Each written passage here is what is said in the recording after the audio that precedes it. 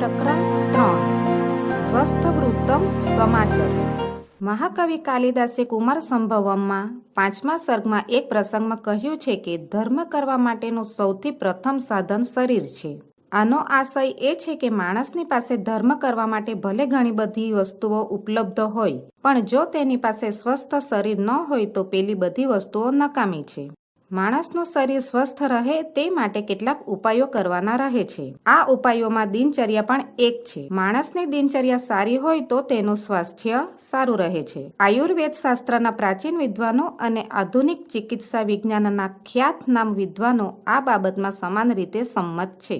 પ્રસ્તુત પાઠમાં માનવીની આદર્શ દિનચર્યા આલેખવામાં આવી છે। આ દિનચર્યામાં માત્ર ખાવા પીવા, ઉઠવા બેસવાની, ચાલવા સુવાની બાબતોનો જ સમાવેશ થતો નથી, પરંતુ માનવ જીવનના ઉત્તમ નૈતિક આદર્શ મનાતા સજ્જન સંગતિ, ગુરુજનો પ્રત્યેનો સાદર વ્યવહાર, વિદ્યા પ્રાપ્તિ માટે સતત ઉદ્યમશીલતા, સત્યનું પરિપાલન જેવા સદગુણોને પણ દિનચર્યાના અંગ માનવામાં આવ્યા છે। અહીં વપરાયેલા ટૂંકા વાક્યોમાં આવતા ક્રિયાપદોના માધ્યમથી આજ્ઞાર્થ ક્રિયાપદના રૂપોનો તથા તે ક્રિયાપદોથી વ્યક્ત થતા અર્થનો અભ્યાસ પણ અપેક્ષિત છે। પંક્તિ 1 બાલઃ ઉત્થિષ્ટ શય્યાતઃ સ્વસ્થ વૃત્તમ સમાચર સ્મર જગત વિધાતારમ તતઃ શુદ્ધમ જલમ પીબ। અનુવાદ: આ પંક્તિમાં કહ્યું છે કે હે બાળક, તું પથારીમાંથી ઉઠ, સ્વસ્થ આચરણ કર, જગતના સર્જનહારને યાદ કર, પછી તું ચોખ્ખું પાણી પી। પંક્તિ 2 સતમ પદાની નિષ્ક્રિમ્ય શૌચાર્થ ગચ્છ સ્તવરમ ફેનિલેન કરો કૃત્વા શુદ્ધો વ્યાયામ માચર।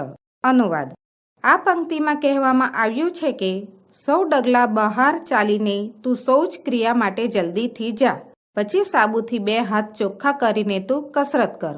પંક્તિ 3 તૈલમ મર્દય કાયે ત્વમ તતઃ સન્નાનમ સમાચર યથાવિધિ જલેનૈવ વસ્ત્રમ સ્વીયમ પ્રધાવય।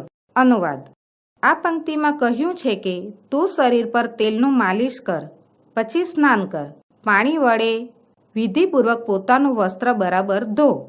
પંક્તિ 4 પૂર્વાભિમુખ માશિનઃ કુરુ સંધિયા વિધિમ તથા વદસ્વ પિતરો નિત્યમ પ્રાતરાશમ અશાનચ। અનુવાદ: આ પંક્તિમાં કહ્યું છે કે તેમજ પૂર્વ દિશા તરફ મુખ કરીને બેઠેલો તું સંધ્યોપાસન કર, તું હંમેશા માતા પિતાને વંદન કર અને સવારનો નાસ્તો ખા। પંક્તિ 5 પાઠશાલમ સમ મિત્રેહ ગચ્છ પાઠમ તથા પઠ ઇવમ સમાદિશત પુત્રમ તાતઃ પુત્ર હિતે રતઃ। અનુવાદ: આ પંક્તિમાં કહેવામાં આવ્યું છે કે મિત્રો સાથે તું નિશાળે જા અને પાઠ ભણ। આ પ્રમાણે પુત્રના હિતમાં મગ્ન પિતાએ પુત્રને આદેશ આપ્યો।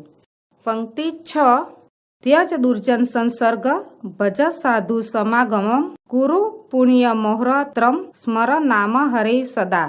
અનુવાદ: આ પંક્તિમાં કહ્યું છે કે તું દુષ્ટોનો સંગ છોડ, સજ્જનોની સોબત કર, દિવસ રાત તું પુણ્ય કર અને હંમેશા હરિના નામનું સ્મરણ કર। પંક્તિ 7 પ્રવિચાર્યોત્તરમ દેયમ સહસા ન વદેહ કચિત સત્રોરપી ગુણાહ ગાહ્યા દોષા સત્યાજ્યા ગુરોરપી। અનુવાદ: આ પંક્તિમાં કહેવામાં આવ્યું છે કે બરાબર વિચાર કરીને જવાબ આપવો, ક્યારેય વગર વિચારીએ ન બોલવું, શત્રુના પણ ગુણો સ્વીકારવા અને ગુરુના પણ દોષ ત્યજવા। પંક્તિ 8 ધ્યેયમ સનાતનમ બ્રહ્મ્ય હેયમ દુઃખ માનાગતમ કાયિકમ સુખ માદેયમ વિધેયમ જનસેવનમ।